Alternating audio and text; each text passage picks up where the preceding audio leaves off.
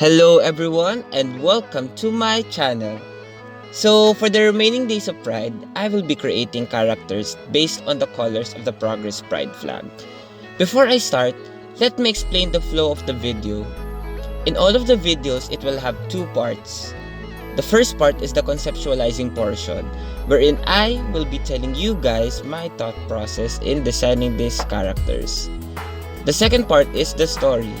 This is where you'll know the story I wrote for them, and they will be narrated by my friend Estelle. So enough delay and let's go! So the first color is red. In the original Pride flag, red means life. So I want my character to represent the meaning of life, specifically the phrase, "you only live once." I also took the meaning of the color from color theory so that I have more material to work with. So what I did first here is that after writing all of them down, I wrote like the concept that I'm sticking to. So what I wrote there is blood. The main reason why I picked blood is because my whole mindset there was that other than fire, the other thing that's color red is blood, and then life. So I thought, hey, technically, blood is like the water of life because every living being, or at least from what I can understand, has blood in them. So I thought, sure, let's go with that so that it won't just be the generic fire thing. And then I searched from the internet gothic Lolita type fashion so that I will base that in the design. The main reason is because when I thought of blood, the first thing that came into my mind was obviously vampire. So instantly I really want to get like a very gothic Lolita type of look, and to add like some semblance of fire into the design. As you can see, the corset, the bust, and some part of the skirt, I gave it like a very fiery pattern to allude to that. But in the middle of the design, I realized that it doesn't fit well to the theme, especially to the phrase of "you only live once." So I thought of like another route. So this one is, I went more of the phoenix, and in the end I arrived back to fire. But I really tried my best to at least be creative with a very like obvious route. So from here I searched online for phoenix to get some inspiration on what to give to the outfit, and then I suddenly remembered Catriona's gown, her lava gown to be exact. That was the first, but then I suddenly remembered that she also has another gown inspired by the Sari Manok. So I thought, yes, go, why not go with that? And then as you can see here, I tried replicating at least the silhouette and keeping the old pattern from the previous design because I really like what I did for the corset. But as you can see here, I didn't follow through because it didn't it didn't fit well with me. That's why if you guys are not familiar with that character, I picked Darna. So the reason why I decided with Darna is the main reason is that from what I see from her is that she is a very passionate individual. Narda, her basically her non-hero form, something like that, and then she is a very strong woman. So I thought, why not go with that aspect? And not only that, I also remember like me and my friends when we were talking about Miss Universe, one of the things that we really want is a national costume that takes inspiration from Darna. So I thought, hey, why not? Let's also this is basically what I will do for a Darna inspired costume to be frank. So as you can see there, I took some inspirations on the outfit, like for example the headwear, the boots, her panty, her bra, and then I tried to like add my own flair to it, give it a more like I don't think modernized version, like I guess yeah, basically a more modernized type, where a little bit of some like Alan pizzazz, if I have to give it some information. So in here, I'm basically whiting out the character so that basically this is the coloring portion so that I can actually visualize what the character would look like when it's colored. So obviously Darna's coloring is red, red and yellow. So I really tried to stick to that color palette by adding some red and then some darker shades of red and black to make the design look more sleek, more very pleasing to look at.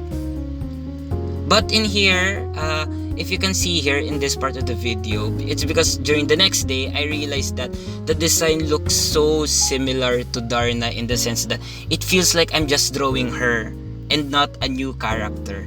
So from here on, this character basically set the path on how I'll target the rest of the characters. Since she is a phoenix, inspired by a phoenix, I thought like, hey, why not just go full on with her design and give her bird wings? So from this on, I instantly thought, okay, let's not stay human. Let's just be as creative as possible, as out of the box as I possibly can. So basically, she set the bar for the others, like I said before. So here, I gave her wings. So basically, I was inspired by a harpy at that time. So I really want to show like the bird-like qualities here. So as you can see, I'm also recoloring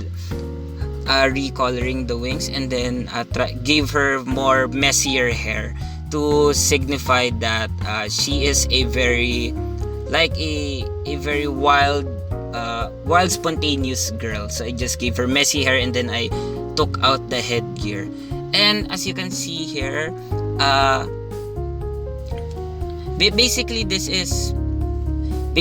basically like the final design that I give for her. But if you see in her art, basically this is her art. If you look at that, I also gave her like bird legs, because my whole mindset was like, let's try to push this design as far as I can get. So I took off the human legs and then I gave her bird feet to actually give off that harpy-like design. And basically this is the character right now, and for me, I'm super satisfied with it. So here it is. I want to introduce to you guys Liza, the Archangel.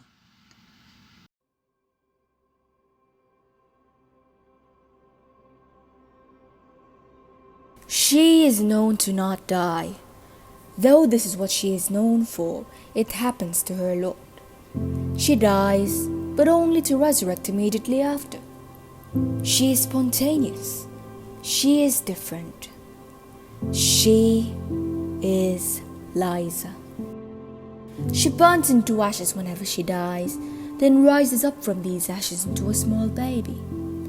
Those close to her would liken her to a phoenix, a mythical bird known to regenerate after burning itself into ashes. But this is not as fun as it sounds. She has died multiple times, but was born fairly recently. Once she dies, all her memories when she was alive are lost. She goes back to being a blank canvas, and the only knowledge she has of her past lives come from the journals they left behind. Each journal was very different, almost as if they came from different people.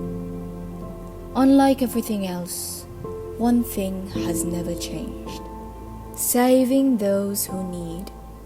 They adorned the mask of a hero, and their life's work was dedicated to saving those people who didn't have infinite chances at life.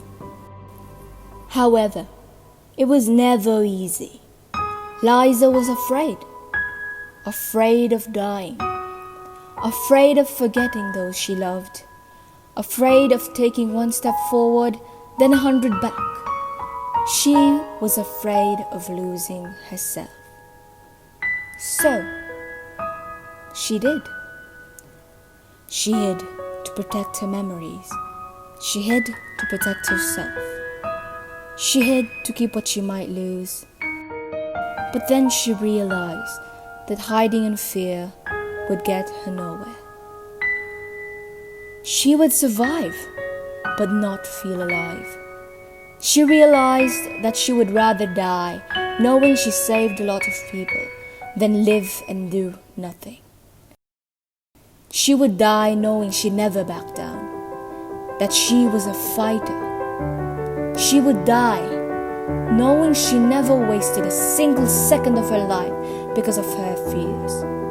She needed to make this life count. As she adorned herself the mask her predecessors wore, she told herself, I have to make this life count.